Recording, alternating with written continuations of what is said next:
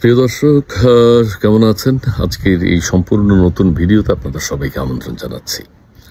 আজকের এই ভিডিওতে আমি এখন যাকে নিয়ে কথা বলবো তিনি হচ্ছেন ৮০-র দশক, ৯০-র দশক এবং এখন পর্যন্ত আমাদের প্রিয় অভিনেতা, প্রিয় নায়ক, চলচ্চিত্র এবং টেলিভিশন সব মিলিয়ে যিনি আমাদের কাছে অত্যন্ত জনপ্রিয়, তিনি হচ্ছেন আমাদের প্রিয় অভিনেতা আফজাল হোসেন। দেশের এই ক্রান্তিকালে কে ভালো আছেন?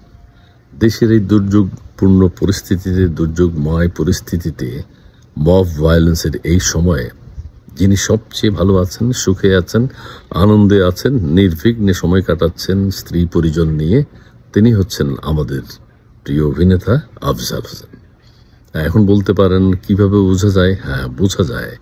বোঝা যাওয়ার একমাত্র কারণ হচ্ছে সোশ্যাল মিডিয়ায় যখন আমরা তাকে দেখি, আমরা যখন তাকে ফলো করি, তখন দেখতে পাই তিনি তার স্ত্রীর সাথে কিভাবে সময় কাটাচ্ছেন। স্ত্রী তার কাঁধে হাত দিয়ে দাঁড়িয়ে আছে, তিনি বসে বসে চা খাচ্ছেন। অত্যন্ত রোমান্টিক মুহূর্ত। তিনি কি ধরনের চেয়ারে বসে আছেন আজকে, তিনি এর আগের দিন কি ধরনের বিছানায় বসেছেন, কি ধরনের বিছানা চাদর বিছিয়েছেন, কিভাবে ঘুমিয়েছেন, কি কি ছবি আঁকছেন, কাকে নিয়ে ছবি আঁকছেন, হ্যাঁ, পোর্ট্রেট কাকে নিয়ে করছেন, সেগুলো আমরা দেখতে পাই। অর্থাৎ তিনি ভালো আছেন। আমরা দেখতে পাই তিনি কি কালারের ফতোয়া পরেছেন, সেটি লম্বা না খাটো, সেটি আমরা দেখতে পাই। তার মানে তিনি ভালো আছেন।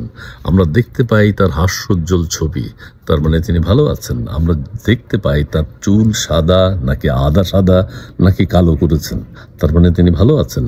আমরা দেখতে পাই তার দাড়ি মোবারক আছে কিনা, অথবা দাড়ি ফেলে দিয়েছেন কিনা, বা তার সাইজ কতটুকু, বা আজকে কোথায় কেটেছেন, কতটুকু কেটেছেন, সেটি আমরা যখন দেখতে পাই তখন আমরা বুঝি তিনি ভালো আছেন।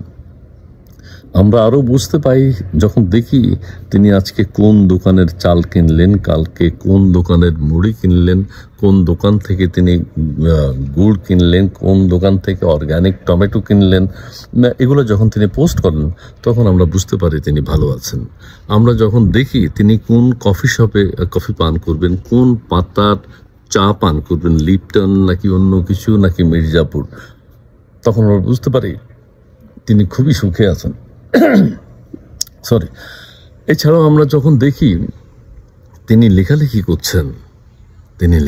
করছেন, করে চলেইছেন।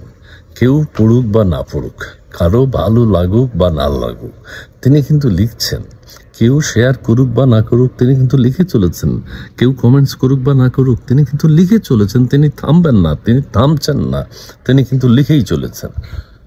এখন সেই লেখা কেউ কেউ পড়েছেন, কেউ কেউ বলেন যে সারমর্মহীন লেখা, কেউ বলেন যে তিনি দর্শকদেরকে, পাঠকদেরকে খুব বোকা ভাবেন। আবার কিছুদিন আগে অতীতে আমাদের ২১শে ফেব্রুয়ারির বই মেলায় তার বইও বেরিয়েছে। তখন আমরা বুঝতাম যে না, আফজাল হোসেন একজন আমাদের প্রিয় নায়ক, তিনি যা লিখবেন আমরা গোগ্রাসে তা গিলব। হয়েছেও তাই। কিন্তু এখন মানুষ বিচার বিবেচনা করে, মানুষ দেখে তিনি কি নিয়ে লিখছেন। দেশের এই যে ক্রান্তিকাল চলছে, এই মুহূর্তে তার ভূমিকা কি। আফজাল সাহেব সম্পর্কে আমার এই কাশি বেশি কথা বলতে দেবে না, বোঝা যাচ্ছে। অর্থাৎ কোথায় ছিলাম? তিনি যে ভালো আছেন, দেশের মানুষ যাচ্ছে আজকে মব ভায়োলেন্সের শিকার হচ্ছে, প্রতিদিন প্রতিনিয়ত মানুষকে পিটিয়ে মারা হচ্ছে, দেশের সর্বত্র যখন অশান্তি, শিক্ষা প্রতিষ্ঠানগুলোতে যখন মারামারি, কাটাকাটি, হানাহানি চলছে, কোনো বিশ্ববিদ্যালয় বন্ধ হয়ে যাচ্ছে, সেই মুহূর্তে আমাদের প্রিয় নায়ক, সচেতন মানুষ আফজাল হোসেন কি করছেন, কিভাবে সময় কাটাচ্ছেন, কিভাবে আনন্দে আছেন, সেটি আমরা দেখতে পাই। দেশের মানুষ কোথায় গিয়ে পৌঁছেছে, দেশের পরিস্থিতি এখন কোন পর্যায়ে আছে, সেগুলো নিয়ে আমাদের আফজাল দম্পতির কোনো চিন্তা ভাবনা নাই। আবার কেউ কেউ বলেন মানুষের পরিবারে যখন অশান্তি দেখা দেয় তখন স্ত্রীর ছবি সোশ্যাল মিডিয়ায় ইদানিংকালে বেশি সামনে নিয়ে আসেন।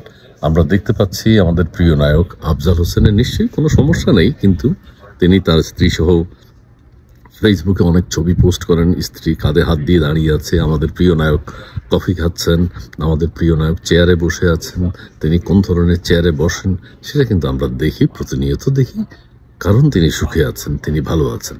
দেশ জাহান্নামে যাক, তিনি কিন্তু ভালো আছেন, তিনি ভালো থাকবেন।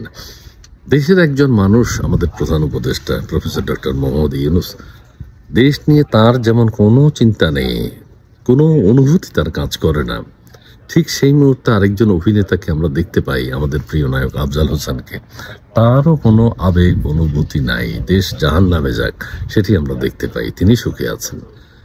আমরা আরো দেখতে পাই সকল সরকারের সময় আমাদের দেশে যেহেতু বিভাজন আছে, এক এক সরকারের সময় এক একজন প্রতারিত হয়, এক একজন মার খায়, এক একজন এক এক সরকারের সময় ভালো কাজ করে, অন্য সরকারের সময় মন্দ কাজ করে, কিন্তু আমাদের প্রিয় নায়ক সব সময় একই রকম আছেন, সব সরকারের সাথে তিনি মিলিয়ে কাজ করছেন বা কাজ করেন। কেন মিলিয়ে কাজ করতে হবে সেটা আমি বলছি না, বাংলাদেশে যেহেতু এত বিভাজন আছে, এখন একজন সচেতন মানুষ হিসেবে তার দায়িত্ব হচ্ছে বা যে কারো দায়িত্ব হচ্ছে রাষ্ট্রের মূল বিষয়গুলো নিয়ে সরকার কি করছে সেটি দেখা, যদি ভুল কিছু করে থাকে জনগণকে সচেতন করা, সরকারের ভুল ত্রুটি ধরিয়ে দেয়া একজন সচেতন নাগরিকের অবশ্যই দায়িত্ব এবং কর্তব্য। এখন প্রশ্ন হচ্ছে আমাদের প্রিয় নায়ক আফজাল হোসেন সেই কাজটি কতটুকু করছেন? তিনি কি মনে করেন তার পরিবার নিয়ে সন্তুষ্ট থাকলেই তিনি সুখী? তিনি কি মনে করেন তার চুল, সাদা চুল কালো করলেই তিনি সুখী? তিনি কি মনে করেন তার সাদা দাড়ি শেভ করলে, ফ্রেশ হয়ে গেলেই তিনি সুখী?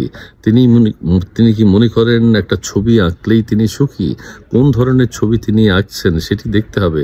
তিনি কি মনে করেন একটা নতুন ফতুয়া পড়লেই তিনি সুখী? তিনি কি মনে করেন একটা রাজকীয় চেয়ারে বসে ছবি তুলে পোস্ট করলেই তিনি সুখী? তিনি কি মনে করেন কি ধরনের বিছানা চাদর ব্যবহার করছেন, কি ধরনের কালার তিনি ব্যবহার করছেন, সেই কালার দেখেই তিনি খুশি হবেন, দেশের মানুষ ভালো থাকবে? অবশ্যই না। দেশকে নিয়ে ভাবতে হবে, দেশের মানুষকে নিয়ে ভাবতে হবে। লেখালেখি করেন, কিন্তু লেখালেখিগুলো অনেক নিম্নমানের, সেটি অনেক বিচক্ষণ যারা পাঠক তারা বলছেন। আমি অত বুঝি না, পড়াশোনা আমার অত ধ্যান জ্ঞান নেই, কিন্তু যারা পড়েছেন তারা বলেছেন। আমি মনে করি দেশের একজন সচেতন নাগরিক হিসেবে আমাদের প্রিয় নায়ক আফজাল হোসেন, যিনি দেশকে নিয়ে ভাববেন, দেশের মানুষের কথা ভাববেন, তিনি একা নিজে সুখী থাকলে সুখী থাকা হয় না, সুখে থাকা হয় না, মানুষকে নিয়ে সুখে থাকতে হবে। সেটি আমাদের প্রফেসর ডক্টর মোহাম্মদ ইউনূসকেও ভাবা উচিত। জি, ধন্যবাদ।